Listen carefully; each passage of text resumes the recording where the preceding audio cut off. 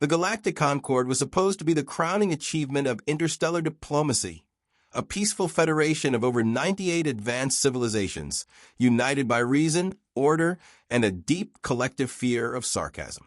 So naturally, they invited humanity.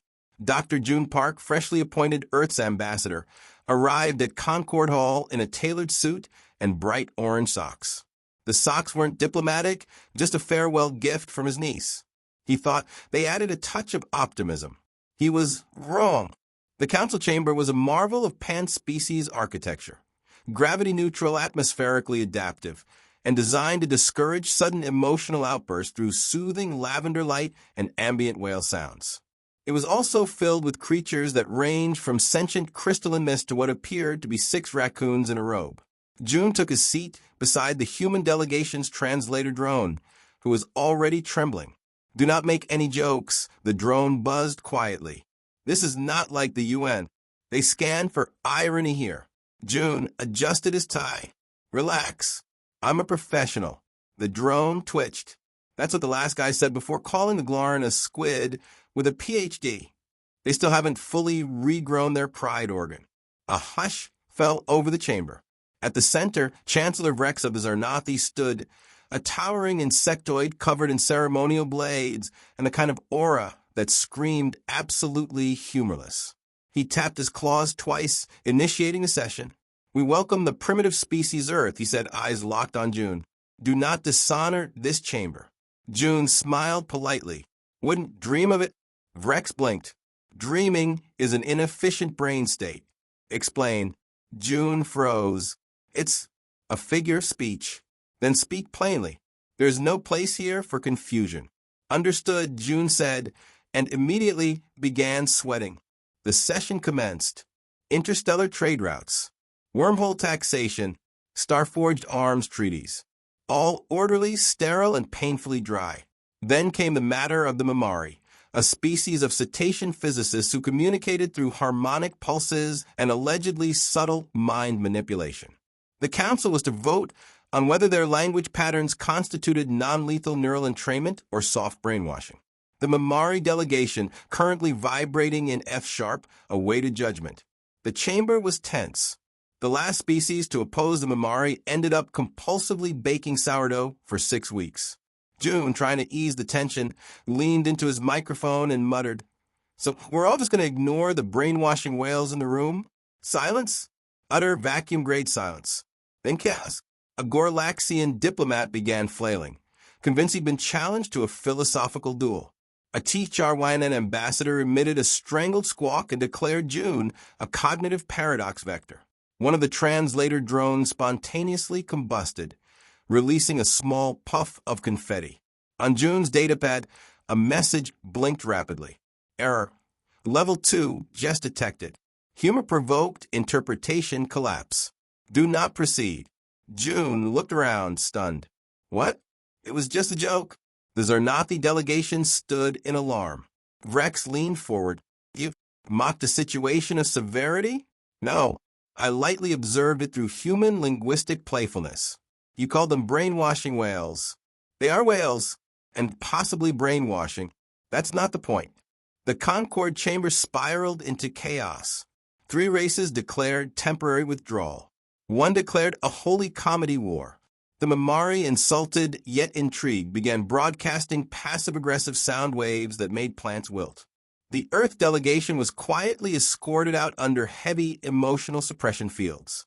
Back at the human embassy, a hastily repurposed Taco Bell near Concord's neutral plaza, June sat in silence, nursing a mug of tea and his rapidly imploding career. Maria, his chief of staff, paced the room. "June, you broke diplomatic reality.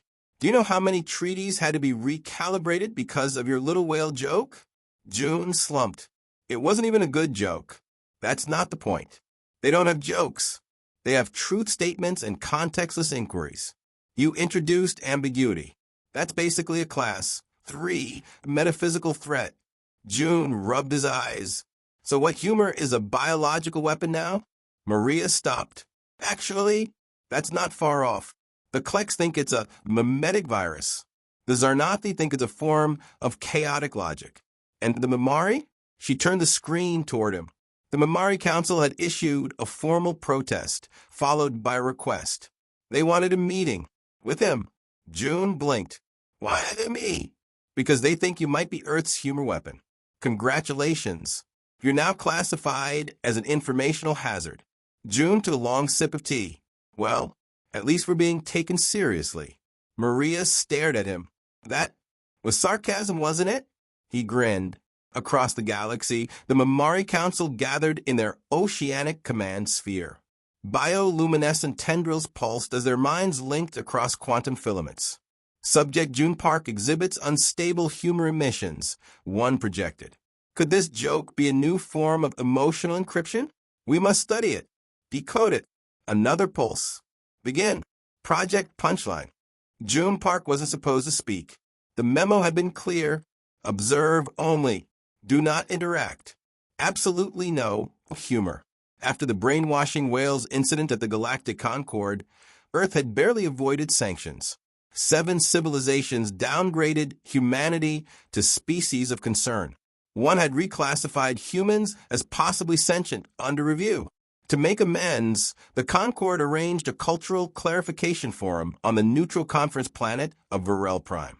Earth was to explain itself. June naturally was the opening act.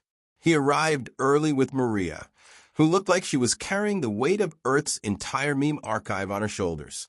The council will be watching, she said, gripping her datapad like a life raft. Do not deviate from a script. Got it? June nodded.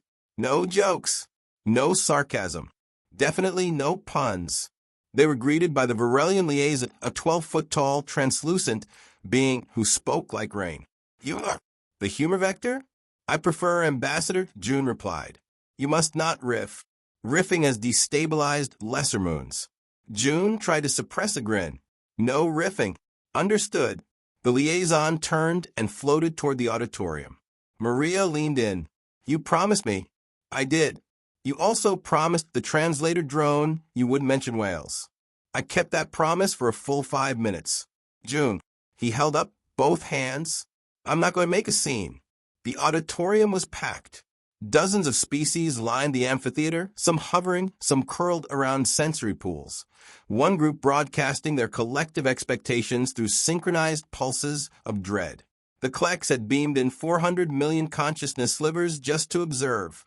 The Zarnathi sat motionless in ceremonial armor. The Mamari hovered in a tank of charged water, humming in uncomfortable tones. The lights dimmed. June stepped onto the stage. He looked out across the gathered minds of the galaxy, cleared his throat, and very calmly said, Ladies, gentle beings, and sentient cloud forms, let's talk about space food. Maria dropped her datapad. June continued, slowly, confidently, suicidally. You ever notice how every ration pack tastes like it's been emotionally neglected? I mean, the Mamari flavor cubes? I've had dental floss with more personality. A ripple of confusion passed through the chamber. A translator drone blinked once, made a sound like a toaster dying, and shut down. A Zarnathi ambassador stiffened, unsure whether to prepare for war or a cooking show. And I get it, intergalactic nutrition standards are tough. But we've evolved as a species. We deserve food that doesn't make our taste buds file harassment complaints. Still silence. Except one of the Gorlaxians snorted. It wasn't much. A tiny sound, almost involuntary. But in the acoustically perfect chamber, it echoed like a gunshot. The room froze. June pressed forward. Now, I understand some of you think humor is dangerous, disruptive, even weaponized. And to that I say, absolutely. It's the most powerful defense mechanism we've got. He pointed to the Zarnathi general seated in the front row. You, sir, what's your species' approach to emotional regulation? The Zarnathi stood slowly. We decapitate our rage.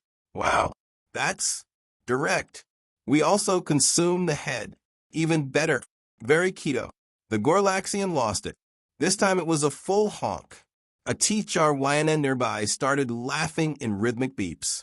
A Klek shard fell into a recursive humor loop and had to be forcefully rebooted.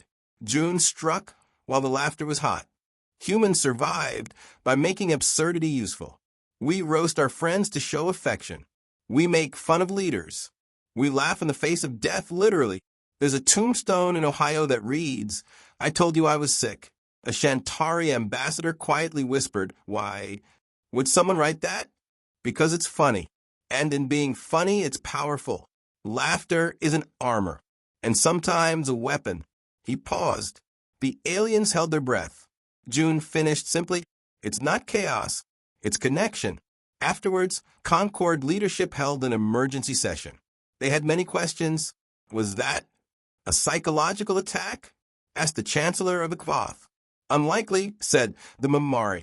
But also, possibly, should we retaliate? With what? Interpretive math? No, Vrex growled from his Zarnathi perch. We retaliate with understanding. Meanwhile, back in the human delegation's private quarters, Maria paced furiously.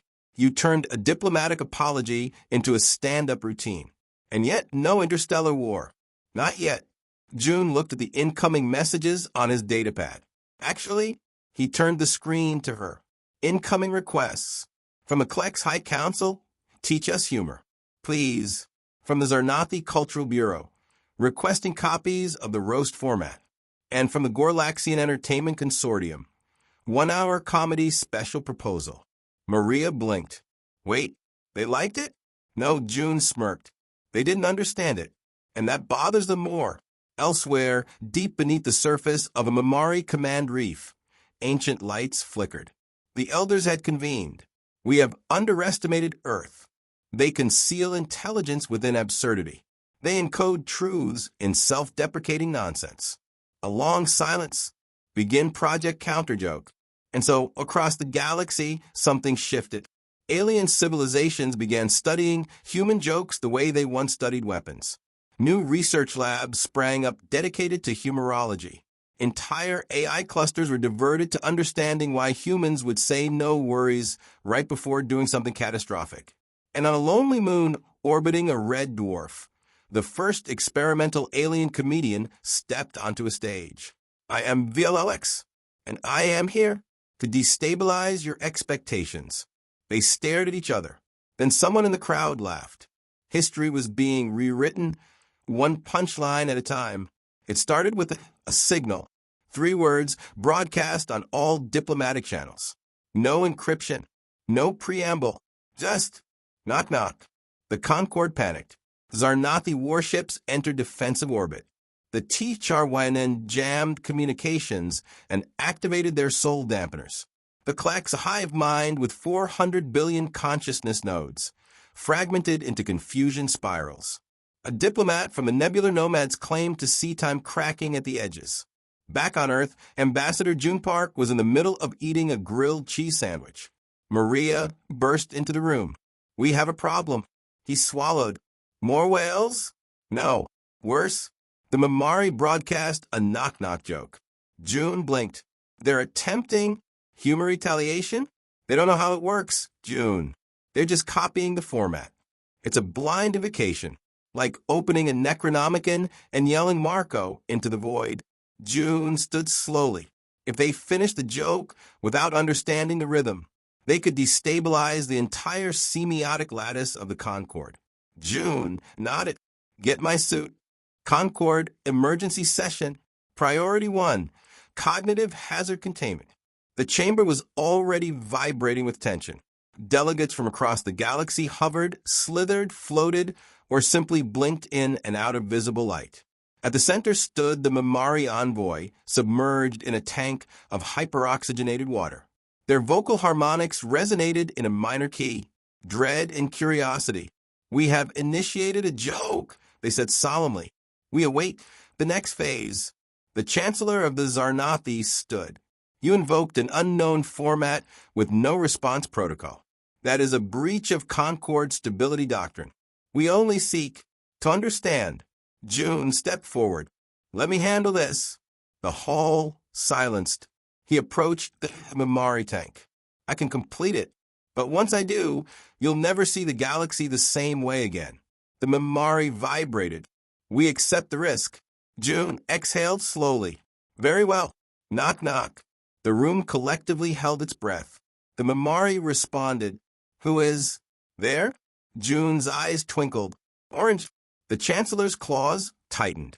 AI monitors began to flicker. Orange. Who? June paused. A galaxy teetered on the edge of meaning. Orange, you glad? I didn't say banana? Silence. Total absolute silence. The emotional dampeners hissed. One of the teacher whinen fell over. And then impossibly, a laugh. Low, strange, stuttered, coming from a Klex. It is a pattern, a misdirection, an expectation reversal. The Zarnathi ambassador blinked. They delayed the reveal, made us anticipate logic, then offered absurdity. The Mamari rippled, stunned. It is nonsense, wrapped in rhythm. A surprise of thought. Maria whispered they're getting it. The Chancellor stared at June. You wielded a meme as a weapon. June shook his head. No, not a weapon. A bridge. A mirror. Humor isn't designed to destroy. It's designed to disarm. He turned to the room. You all evolved to survive in harsh environments. But we humans? We evolved to survive each other. Empires, war, awkward family dinners. We needed a way to release tension. Humor became our pressure valve, our shield, our sword. A shared laugh is a handshake without touching. The room stirred. Laughter is more than noise. It's a message that says, I am not a threat. Let's lower our walls. That's why we roast each other. Why we joke about death. Because laughter makes fear smaller. Makes strangers familiar. A Charwanan delegate chirped cautiously. But jokes are dangerous. They conceal meaning. Exactly, June said. And in that concealment lies choice. Interpretation. That's where trust lives. The Chancellor sat back. Slowly, thoughtfully, a Klex fragment floated by. May we request further exposure? June smiled. I think it's time for open mic diplomacy. 6 months later, the Galactic Concord had changed. Conferences now opened with short sets from comedians of various species. Ambassadorial missions included humor consultants. Translator bots were updated with modules for irony detection, exaggeration filters, and dad joke containment units. The Zarnathi created an entire combat style based on roasting one's enemy into emotional confusion. The Gorlaxian Defense Forces replaced their intimidation drones with holographic puppets that told bad puns before attacking. The Klex developed a humor-based voting system called DemocLOLCY. And the Mamari? They performed the first interstellar stand-up set from a water tank. Why did the sentient photon refuse therapy? Because it was afraid of wave function collapse. 4 races applauded. 1 passed out. Progress. Back on Earth, June was interviewed by the Galactic Times. So what's next, Ambassador? He smiled. I think we keep going, keep laughing, keep showing the universe that ambiguity isn't a threat, it's a feature. And if someone doesn't get the joke, he sipped his coffee. Then we tell another. Epilogue. The first Galactic Comedy Festival, Varel Prime. A banner hung high above the crowd, glowing with anticipation. The universe walks into a bar. Species from across the stars filled the open arena. Glowing jellyfish creatures clapped their pseudopods. Crystal insects blinked their wings in time with the rhythm. One sentient gas cloud wore a novelty hat. June stepped on stage. Good evening, Concord. Let's make this brief. I'm June and I'm from Earth. You may remember us as the people who confused an entire civilization with a pun. The crowd chuckled. Look, when we got invited to the Galactic Concord, people asked if we'd bring weapons. We did. They're just funny-shaped. A Zarnathi in the front row roared in laughter, accidentally slicing a chair in half with joy. June grinned. We humans may not be the strongest, or the smartest, or the most well-behaved. He paused. But we are the weirdest. And in this galaxy, weirdness might just be the thing that keeps us alive. And the galaxy laughed. Together.